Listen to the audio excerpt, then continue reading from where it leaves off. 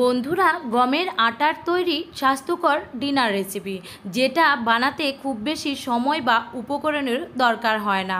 আপনার বাড়িতে বানিয়ে দেখতে পারেন। আশা করছি সবাই খুব বেশি পছন্দ করবেন।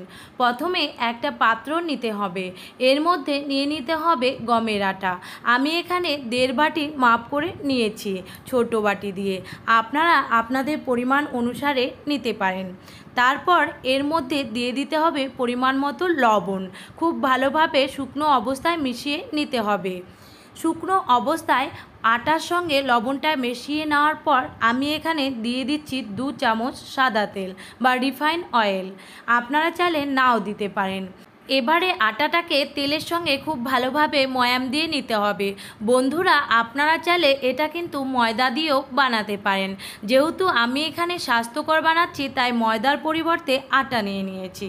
আটাতে ভালোভাবে ময়াম দেওয়ার পর এবারে রুম টেম্পারেচারে থাকা ঠান্ডা জল দিয়ে অল্প অল্প করে জল দিয়ে একটা ডো রেডি করে নিতে হবে, যেভাবে আমরা রুটি করে থাকি। তাই অল্প অল্প করে জল দিয়ে এখানে সুন্দর একটা নরম তুলতুলে ডো রেডি করে নিয়েছি। এবারে এই ডোটাকে ঢাকা দিয়ে রেখে দিতে হবে 5 মিনিটের মতন রেস্টে। আর এদিকে দেখুন, নিয়ে নিয়েছি 2টো সেদ্ধ আলু আর 2টো সেদ্ধ ডিম।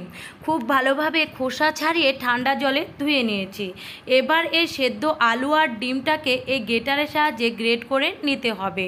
বন্ধুরা, আপনারা চাইলে হাতের সাহায্যে ম্যাশ করেও নিতে পারেন, তবে যাতে এর মধ্যে গুটি গুটি না থাকে। এখানে যাতে গুটি গুটি না থাকে, তাই ডিম আর আলুটাকে গ্রেটারের সাহায্যে এইভাবে গ্রেট করে নিচ্ছি। এতে বানাতে অনেকটাই সুবিধা হবে। তো দেখুন, 2টো ডিম আর আলু কথা বলতে বলতে সুন্দর গ্রেট করা হয়ে গেছে। এবার এর মধ্যে দিয়ে দিচ্ছি পরিমাণ মতো লবণ, দিয়ে দেব গুঁড়ো মশলা ধনে গুঁড়ো। আমি এখানে 4 চামচের হাফ চামচ করে দিচ্ছি। দিয়ে দিচ্ছি ভাজা জিরে গুঁড়ো। বন্ধুরা, আপনারা চাইলে এই মশলার পরিবর্তে কিন্তু ম্যাগি মশলা বা চাট মশলাও দিতে পারেন। দিয়ে দিয়েছি সামান্য একটু লঙ্কা গুঁড়ো। আর দেখুন, এখানে নিয়েছি একটা পেঁয়াজ কুচি, 2টো কাঁচা লঙ্কা কুচি আর কিছুটা ধনেপাতা। ধনেপাতা অপশনাল, দিতেও পারেন নাও দিতে পারেন। এবার আমি এখানে দিয়ে দিলাম একটু বিট নুন, এতে খেতে অনেকটাই বেশি ভালো লাগবে। এবার হাতের সাহায্যে এই আলু ডিমের মিশ্রণটাকে মেখে নিতে হবে। খুব বেশি চটকে মেখে নিলে কিন্তু ভালো লাগবে না। যতটা পারবেন ডিম আলুর মিশ্রণটাকে এইভাবে আগলা হাতে মেখে নিতে হবে। খেয়াল রাখতে হবে যাতে মশলাগুলো খুব ভালোভাবে মিশে যেতে পারে। তো দেখুন, এটা আমার মাখা রেডি হয়ে গেছে। আর বন্ধুরা, যে আটাটা আমরা ঢেকে রেখেছিলাম সেটা 5 মিনিট পর খুলে নিয়েছি। আটাটা আগের থেকে অনেকটাই কিন্তু নরম হয়ে এসেছে। এবার এই আটার ডো থেকে আমি লেচি কেটে নিচ্ছি। লেচিটা কিন্তু অনেকটাই বড় বড় করে কেটে নিতে হবে। আমি এখানে টোটাল 2টো লেচি কেটে নিয়েছি। এই 2টো লেচির থেকে বড় বড় করে আমি রুটি বেলে নেব। এর জন্য একটা লেচি আমি নিয়ে নিচ্ছি, আরেকটা লেচির ঢাকা দিয়ে সাইডে রেখে দিচ্ছি। এবার কিচেন স্ল্যাবের ওপরে খুব ভালোভাবে লেচিটাকে ঘুরিয়ে গোল করে শুকনো আটা দিয়ে এটাকে একটা বড় সাইজের রুটি বেলে নিতে হবে।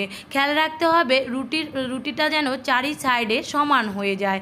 তো দেখুন, এইভাবে হাত দিয়ে দিয়ে দেখে নেবে, আর খুব সুন্দর কিন্তু একটা রুটি বেলে নিতে হবে।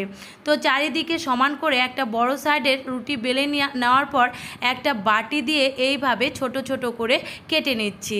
এরকম করে ছোট ছোট রুটি কিন্তু বানিয়ে নেওয়া যায় খুব অনায়াসে, আর খুব তাড়াতাড়ি হয়ে যায়। আপনারা চাইলে কিন্তু ছোট ছোট লেচি কেটেও রুটিগুলো তৈরি করে নিতে পারেন। তো আমি এখানে একই পদ্ধতিতে সম্পূর্ণ আটার ডো থেকে সবগুলো রুটি তৈরি করে নিয়েছি। এই পদ্ধতিতে করলে রুটিগুলো খুব তাড়াতাড়ি তৈরি করে নেওয়া যায়। আর এদিকে রুটি বেলতে বেলতে আগে থেকে কড়াতে জল বসিয়ে গরম করে নিয়েছি। এই গরম জলের কড়ার ওপরে দিয়ে দিচ্ছি ছিদ্রযুক্ত একটা থালা, আর থালার গায়ে অবশ্যই কিন্তু হালকা তেল মাখিয়ে নিতে হবে। এবার আগে থেকে তৈরি করে রাখা রুটিগুলো একটা একটা করে এই থালার ওপরে বসিয়ে দিচ্ছি। এইভাবে বসিয়ে দিলে রুটির একটা সাইড খুব সুন্দর কিন্তু সেদ্ধ হয়ে যাবে। কিছুটা সময় রেখে দিয়েছিলাম, দেখুন রুটিটা কিন্তু খুব সুন্দর একটা সাইড সেদ্ধ হয়ে গেছে। কালার কিন্তু চেঞ্জ হয়ে গেছে। এবার যে আলু আর ডিমের মিশ্রণটা তৈরি করে রেখেছিলাম সেই আলু ডিমের মিশ্রণটা এই রুটির একটা সাইডে দিয়ে দিতে হবে। সবগুলো রুটিতে আলুর পুর দিয়ে দেওয়ার পর কিছুটা সময় রেখে এবার একটা চামচের সাহায্যে রুটির একটা সাইড ধরে উপরে ওদিকে উঠিয়ে আলুর পুরটাকে ঢেকে দিতে হবে। তারপর চামচের পেছন সাইডটা দিয়ে এইভাবে চেপে দিলেই কিন্তু খুব সুন্দর আটকে যাবে। তো একইভাবে বাকি দুটোকেও আমি করে দিচ্ছি। আর এই সময় গ্যাসের আঁচকে মিডিয়াম টু লোতে রেখে দিতে হবে। এবার এগুলোকে ঢাকা চাপা দিয়ে 5 মিনিটের মতন সেদ্ধ করে নিতে হবে।